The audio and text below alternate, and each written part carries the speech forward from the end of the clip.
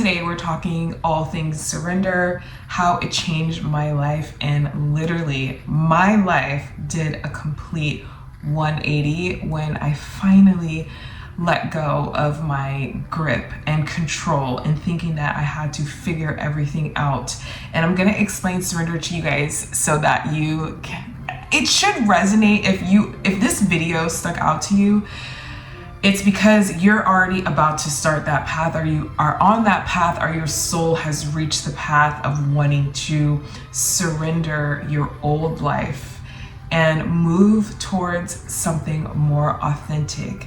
Your soul is waking up and your soul wants to live out its purpose.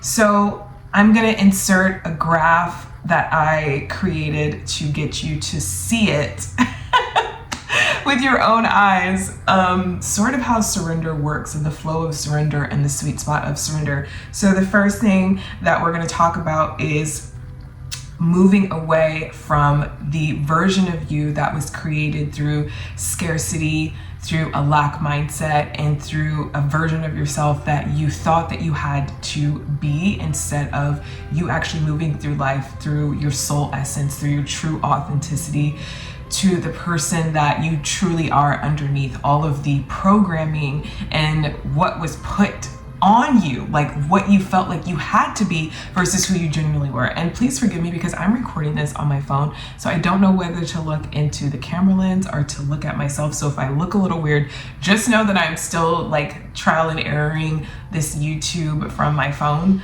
I plan on buying a camera soon, but I just wanted to let you guys know that. So when we grow up in adolescence, obviously our nervous systems are tuned to the people that are caretakers, our parents, the people that raised us.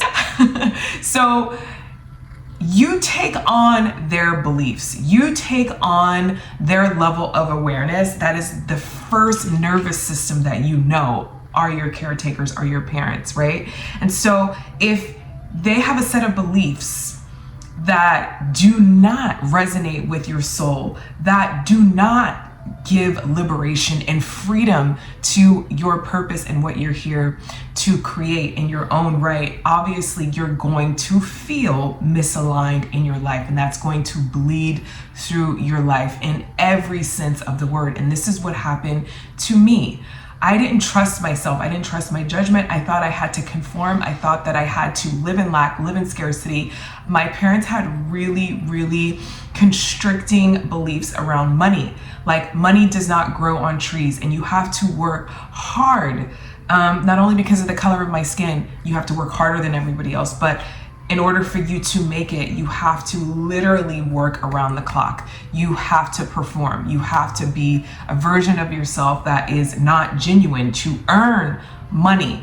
So this is my programming, right? As I started to go down the path of adulthood and working different jobs, minimum wage jobs, I was a bartender, I did real estate finance. My soul started to wake up, but I didn't know what was happening. I didn't know that I was having a spiritual awakening and that my soul wanted to live out its purpose, but I was misaligned, right? So it manifested itself in my life through me not trusting myself, turning off my intuition, and thinking that I had to shrink myself into these jobs that were wrecking my nervous system. I was always broke. I always lived in lack. I never felt empowered, ever. And so through years of trying to course correct, right? I'm giving you guys the short, condensed version so that you just get an understanding of what the soul wants, what surrender looks like through when you finally answer the call, right? When you finally are like, I'm ready to move towards alignment. I'm ready to move towards true authenticity. So I just started to lose things. Life started to get really loud. I started to have social anxiety and depression and all these different things. But I got a library card and I started to read a shit ton of books about psychology, spirituality. I walked away from religion, from Christianity, and I started to look at my life from more of a spiritual lens and see that I could create a spiritual practice. And so that helped me, but I still didn't make the move and walk away from the job that was wrecking my nervous system. I didn't surrender that life yet. until my home burned down in a fire. And then I just said, F it. I want to start over. I want to understand why I am put on this earth. Why am I here? And so I surrendered my false identity. I surrendered the mask that I was wearing, built from survival. And I began to heal my nervous system, right? This is the second part of surrender. This is the discipline, but not discipline through task, not discipline through the doing. It's discipline in trust. It's discipline in detaching from outcomes. It's discipline in listening and getting your intuition back online through peace, through stillness, through meditation, through slowing down, through understanding that you are a soul first and a human second, and your soul knows the way, and you don't have to overwork and sell yourself out to earn money. As I started to go down the path of first surrender, starting to detach from the mask, then I started to go towards discipline, trust, learning how to relax, learning how to heal my nervous system. I realized I still had a lot of fear around money and being provided for, walking the path of surrender, because I quit the job, my house burned down, I had no money. And so I started to manifest provision and abundance through trust in the universe. And money kept showing up when the more I detached from the outcome of how it was going to be provided to me. So I got tax returns, I got provision from my house burning down, I got donations, and I asked the universe to show me why I was here. Through meditation, I kept saying, why am I here? What am I supposed to be doing? And little by little, the universe uncovered and started to show me through being led to start to do things. So the more I relaxed, the more I got the downloads from the divine, from the universe, the more I got the next step on my path of authenticity, of sovereignty, and moving from spirit. So spirit started to tell me, start the website, start writing your blog about your path of surrender, start to write about what you're experiencing. At the time, I had no idea it was going to turn into a business. I didn't know I was going to be a blogger. I didn't know that I was going to start an online business of coaching other people on the path and coaching people moving towards authenticity. This was over a year ago. So I just was listening to whatever source guided me to do. This is what I'm talking about when I say the discipline of surrender. It's not task, it's not overworking, it's not selling yourself out. It's you trusting the timing that the universe is going to provide. The universe is going to provide. The more you trust, the more you detach from the outcome, the more you just create from pure authenticity. So the flow, right?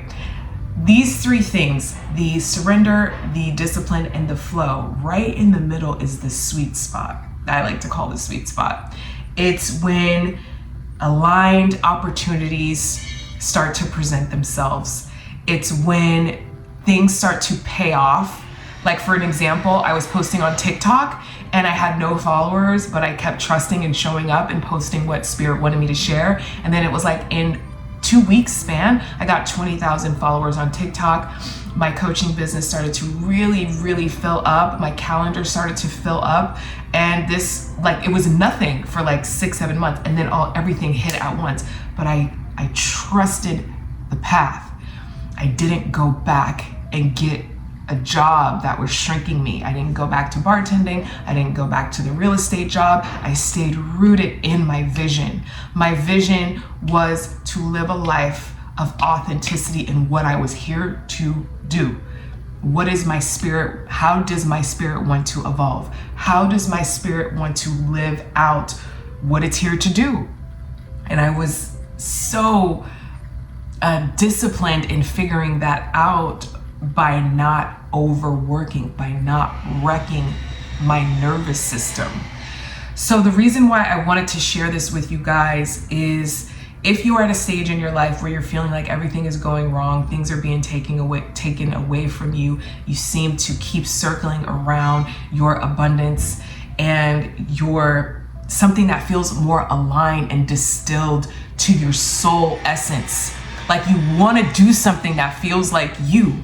Well, this is the process then. You have to be willing to let go of the version of yourself that was built through survival, through lack, through scarcity, through the conditioning of the world. And you have to learn how to be sovereign through self-study and be committed to understanding the soul and walking away from the programming. I'll tell you a few ways of how I did this personally is that the mornings were for me.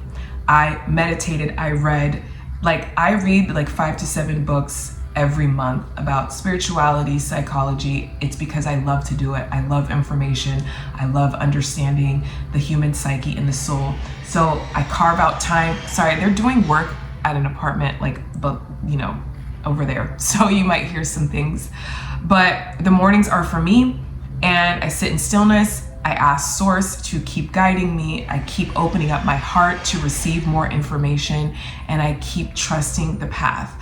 Every single day I do this, and so far the universe has not abandoned me, and I have not abandoned the path.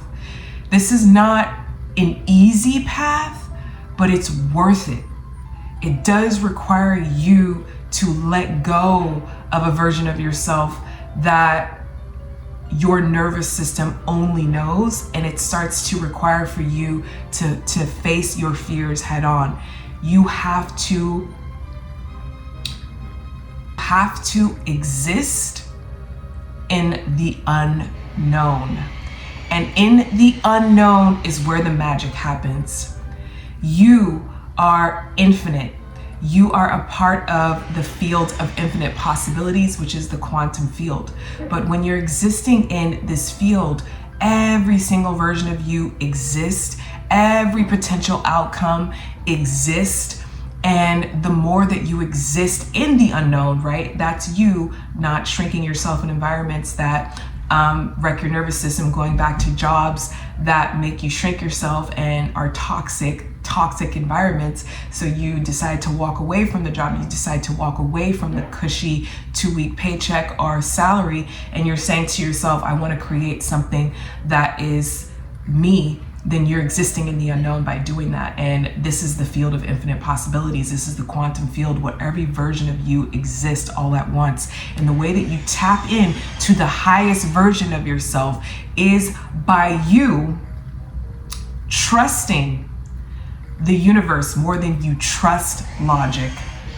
You unlock this version of you by aligning your energy and your frequency to the highest version of you through visualizing yourself as that, and by not settling for a version of you that you don't like, that you don't respect. You're not settling. You're moving towards this version of you that you have sort of created, that you're manifesting, that you see for yourself, whatever you want to create. If it's a business that you have been thinking about for years, if it could be anything that you have been thinking about creating, move towards that version of yourself. And the more that you do that, the noise and the fear will quiet itself the more you become the next version of yourself. I am Corinne Ellen, and I invite you to subscribe to my YouTube channel. I talk all about surrender, authenticity, sovereignty, manifestation. I am a spiritual coach, and I teach people how to move from their own power. I reignite people and their power and the reason why they are here. If you want to work with me, everything is linked in the description down below, and I will see you guys in my next video. Bye, guys.